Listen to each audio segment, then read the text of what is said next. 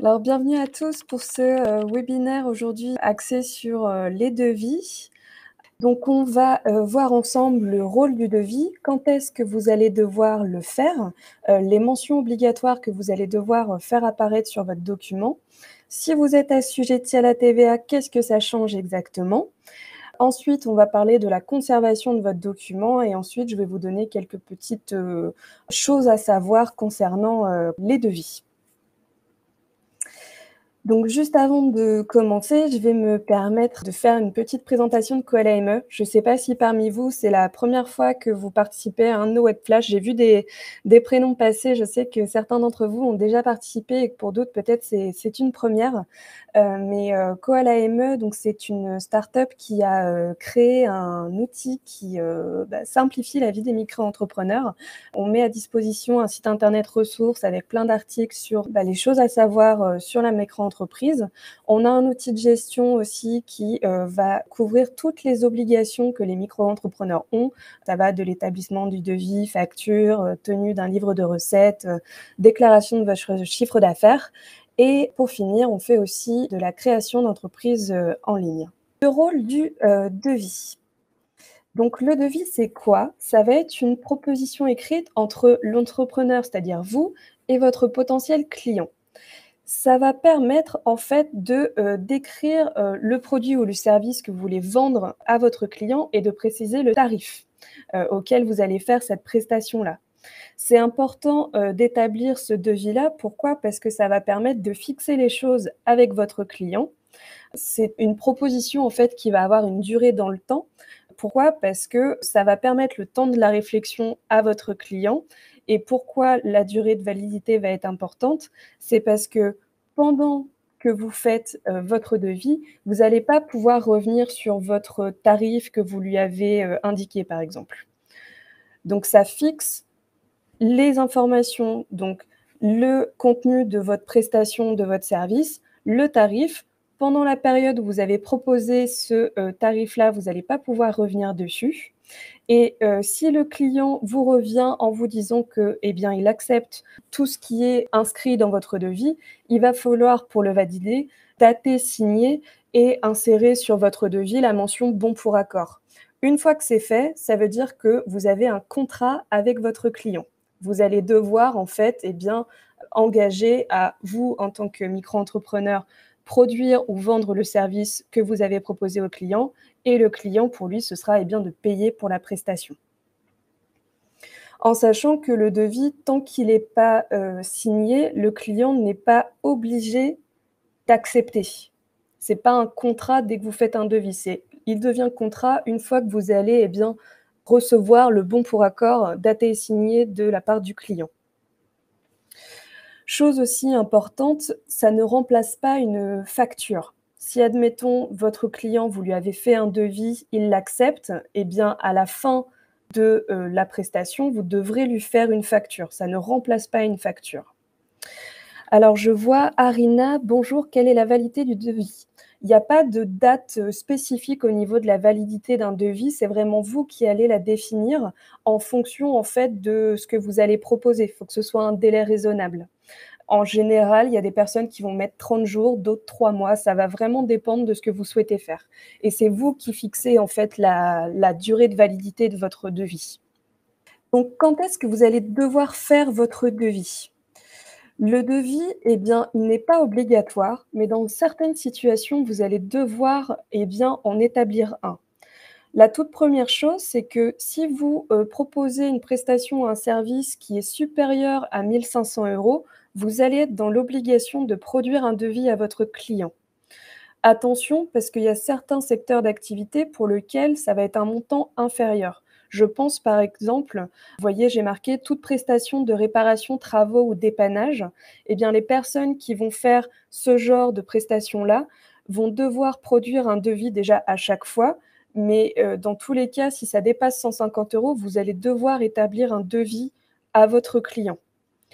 C'est important parce que ça va préciser, le montant de la prestation, la date de durée de votre prestation. Si c'est, de la réparation ou autre, il faut fixer les choses pour que ce soit clair des 2 côtés, que vous avez telle chose à, réparer dans un temps imparti. Donc pour les personnes qui font de la réparation, travaux, dépannage, c'est devis et il faut que ce soit un devis pour tous les autres supérieur à 1 500 €. Je pense aussi aux personnes qui vont faire proposer du service à la personne. Par exemple, vous allez peut-être faire des prestations mensuelles pour le compte d'un client. Eh bien, il faut que le montant de toutes ces prestations-là, s'il est, supérieur à, 100 € TTC, vous allez devoir fournir un devis à votre client. Si c'est inférieur à 100 €, dans ce cas-là, si votre, client le demande, vous devez lui en fournir un, sinon, eh bien, vous n'êtes pas dans l'obligation de produire un devis à votre client. Alors Cécile, lorsque nous avons un client régulier avec facture au-delà de 1 500, faut-il faire un devis par mois? Vous pouvez préciser dans votre devis, dans ce cas-là, si c'est quelque chose de mensuel, vous pouvez le préciser dans votre devis et dans ce cas-là, vous n'avez pas besoin en fait d'en produire un autre. Par contre, si c'est amené à changer, dans ce cas-là, à chaque fois, il faudra faire un nouveau document pour mentionner les choses qui sont modifiées. Donc ce qu'il faut retenir, c'est votre tarif de prestation est supérieur à 1 500 €, vous devez faire un devis. Si vous proposez une activité dans un domaine d'activité, comme j'ai dit, travaux dépannage, service à la personne, déménagement ou autre, vous êtes obligé de fournir un devis aussi et ça va être des montants qui vont, différer selon l'activité que vous proposez et si votre client le demande, vous allez devoir, eh bien, produire un devis pour eux.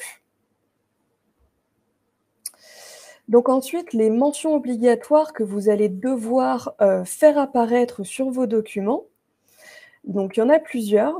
Il va y avoir déjà un numéro unique. Pourquoi vous allez devoir avoir une numérotation pour vos devis? Parce que, bien, chaque devis est unique.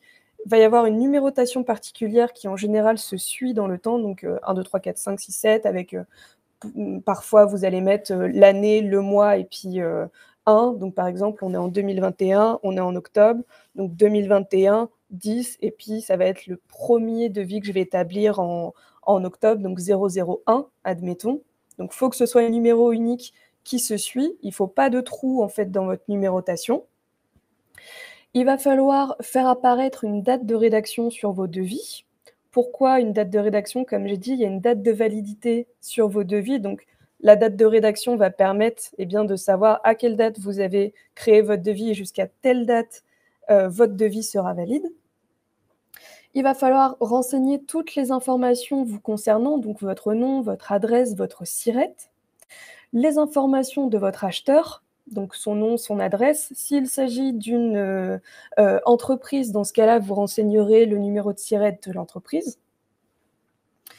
Vous allez donc devoir, bien mentionner, la date, la durée, le lieu de réalisation prévu, si vous avez prévu de faire des réparations, des travaux, ce genre de choses. Vous allez devoir mettre le descriptif détaillé du contenu de votre prestation ou, du produit que vous allez, offrir, de bien mentionner aussi prix. Donc la durée de validité du devis, comme je disais, vous allez devoir l'inscrire. Pourquoi? Parce que ça va fixer sur une période donnée votre prestation, donc le prix, vous ne pourrez pas le toucher, mais au-delà de cette, période-là, vous allez pouvoir changer votre devis, si vous le souhaitez. Et il va falloir faire apparaître les informations de, la TVA. Donc si vous n'êtes pas assujetti à la TVA, vous allez devoir mettre la mention «Non assujetti à la TVA», article 293 B du CGI, donc du Code général des impôts.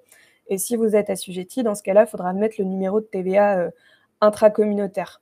Donc c'est vraiment important de, respecter ces mentions obligatoires-là. Pourquoi? Parce que déjà, ça va montrer à votre client que vous, respectez toutes les mentions légales obligatoires, donc ça va rendre votre, devis plus, «professionnel» entre guillemets et ça permet vraiment quand vous détaillez toutes les informations, de bien préciser votre prestation. Comme ça, s'il y a quoi que ce soit, eh bien, tout sera noté.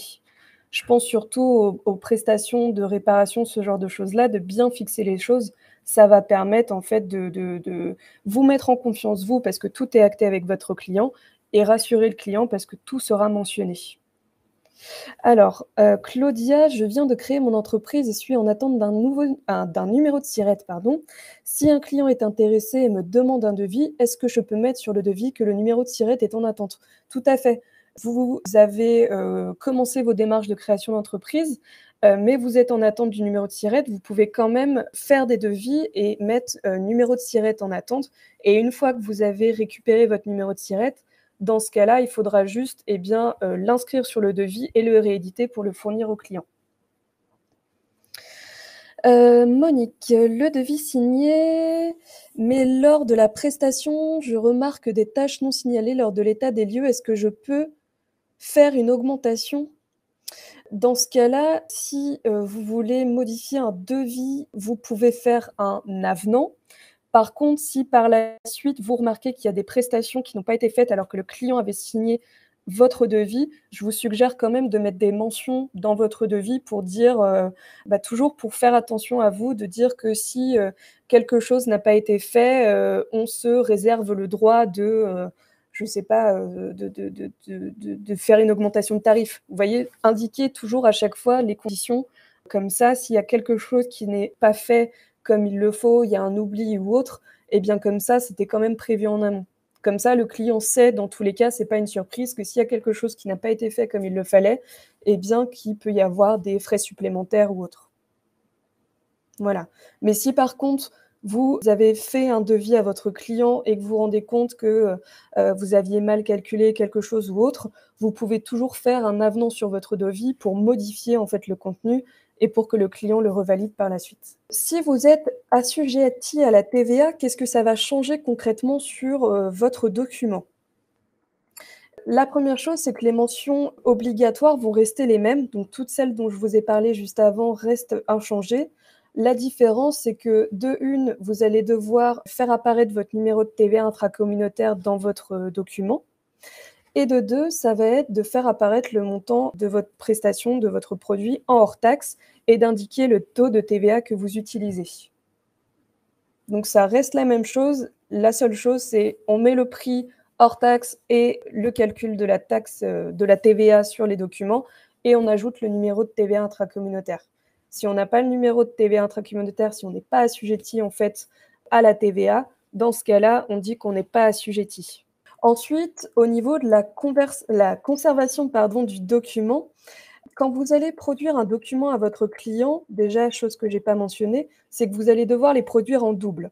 Un pour le client, un pour vous. Ça va être important de les conserver. Pourquoi? Parce que vous êtes obligé de garder une trace de tout ce que vous allez, eh bien, faire pour votre client, que ce soit les factures ou les devis et il va falloir conserver tout ça pour une durée de 10 ans. Il faut que ce soit conservé, que ce soit de façon, physique ou numérique en France. Donc physique, c'est papier et numérique, ce sera sur serveur. Il faut que ce soit en France et si vous n'êtes pas en mesure de, eh bien, montrer vos devis et factures ou s'il y a des choses qui sont manquantes ou autres, vous pouvez être passible d'une amende qui va de 1 500 à 25 000 € dépendamment en fait de la «gravité» entre guillemets du manquement. Donc s'il y a contrôle, il faut vraiment que vous soyez en mesure de bien, montrer tous vos documents, donc bien conserver tout ça, en physique ou en numérique et il faut impérativement que ce soit en France parce que c'est demandé par la loi. Je ne sais pas si parmi vous, il y a des personnes qui sont, utilisatrices de Call AME ou pas? Mais nous, en tout cas, si vous êtes utilisateur de notre outil, donc si vous faites des devis ou des factures, chaque document que vous allez établir donc va être disponible sur notre outil et ils vont être stockés forcément en numérique sur nos serveurs qui sont en France et vous allez pouvoir donc les récupérer, si vous le souhaitez, pour les conserver avec vous, mais ils sont en tout cas stockés sur nos serveurs. Dans les choses que je voulais savoir alors je vois juste une question d'Arina. Conservation en numérique possible, par exemple un doc PDF signé par le client? Oui, un document PDF, donc c'est une pièce, en numérique et il va falloir que vous la stockiez sur un serveur, ou autre, mais un doc PDF signé, ça fonctionne. Donc dans les choses à savoir, je voulais vous mentionner, dans le cas où vous avez fait un devis à votre client, vous avez produit, la prestation et le client, pour une raison X ou Y, conteste vos tarifs ou ne veut pas payer ou autre, eh bien le devis devient une preuve en cas de litige. Donc comme c'est un contrat qui va être signé par votre client, vous allez pouvoir, eh bien, prouver que, vous aviez bien, fait votre prestation en temps et en heure, que vous aviez bien précisé tous les tarifs et donc ça vous couvre. Ça vous fait une preuve en cas de litige, si vous avez, des problèmes, ce que je vous souhaite pas, hein, mais ça peut arriver avec vos clients.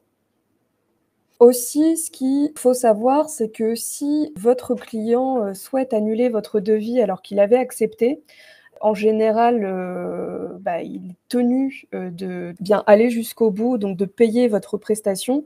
Il y a quand même certains cas de figure où il va pouvoir, et bien, vous demander d'annuler votre, devis. Si admettons, vous aviez prévu dans votre, prestation de réparation un certain délai où vous aviez prévu de livrer quelque chose sous, X temps et qu'il y a un retard quelconque, eh bien, dans ce cas-là, votre client pourra demander l'annulation du devis s'il y a un retard dans l'exécution ou la livraison de plus de 7 jours.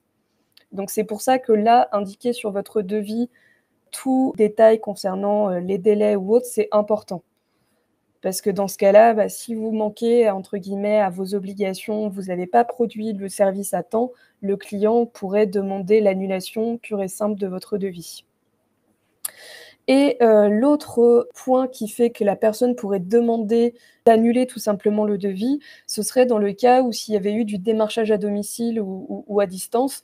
Donc si, la personne, on lui a proposé quelque chose, que la personne avait accepté, puis qu'au final elle se dit: «Non, je ne souhaite pas», elle peut revenir vers vous. Elle a un délai légal de 7 jours pour dire qu'au final, eh bien, elle veut pas continuer. Donc c'est tout ce que je voulais vous montrer par rapport au devis.